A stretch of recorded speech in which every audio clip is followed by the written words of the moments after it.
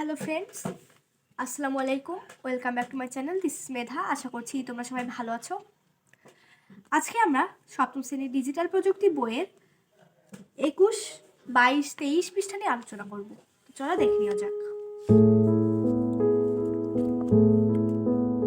এই উপরের টুকু তোমরা নিজেরাই পড়ে নিবে। নিচে আমি কাজ থেকে আলোচনা করছি। এবার আমরা একটি কাজ করি।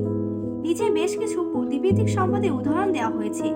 সেগুলো থেকে আমরা বের করি বুদ্ধিবৃত্তিক সম্পদটি ব্যক্তিগত কাজে নাকি বাণিজ্যিক কাজে ব্যবহৃত হচ্ছে এবং ব্যবহারটি যথাযথ হচ্ছে কিনা।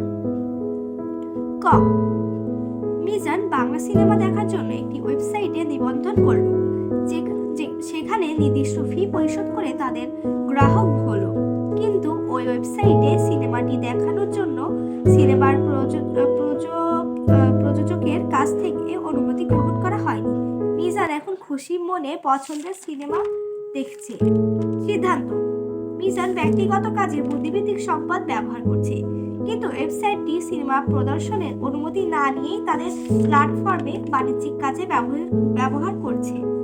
কাজে তারা নিয়ম মানছে না ও সিনেমার প্রযোজক ও ওয়েবসাইটে স্বত্বাধিকারীর বিরুদ্ধে আইনি ব্যবস্থা গ্রহণ করতে পারেন।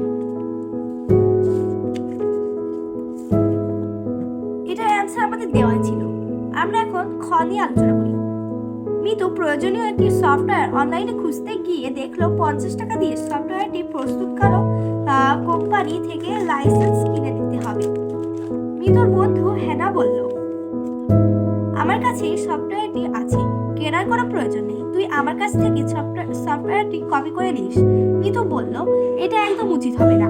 তখন সফটওয়্যারটি কেনার যথাযথ ওয়েবসাইটে গিয়ে সেটির লাইসেন্স কিনে নিয়ে মিতু এখন ব্যবহার করছে।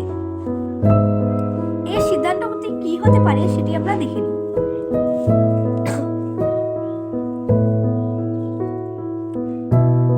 সিদ্ধান্ত: মিতু তার ব্যক্তিগত কোনো একটি কার্য সাধন করার লক্ষ্যে বুদ্ধিবৃত্তিক সম্পদ ব্যবহার করেছে, তবে তার বন্ধু হেনা তাকে বিনামূল্যে কপি করে নিতে বলছে, যা পাইরেসি হিসেবে বিবেচিত হয়।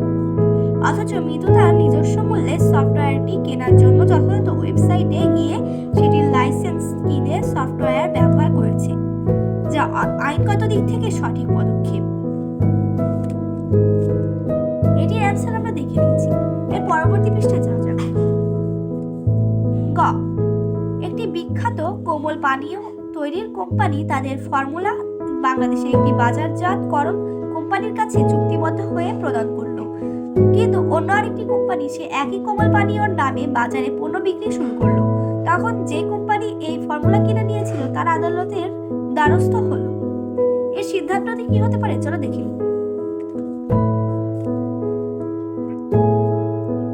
গ, সিদ্ধান্ত: এই ফর্মুলা বুদ্ধিবৃত্তিক সম্পদ।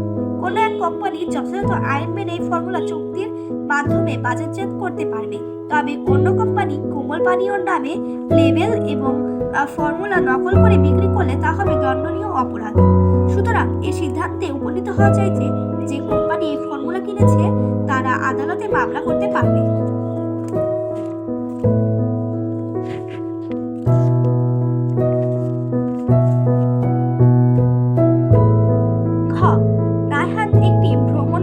বই লিখেছে তার ভ্রমণ করা বিভিন্ন স্থানের অভিজ্ঞতা নিয়ে।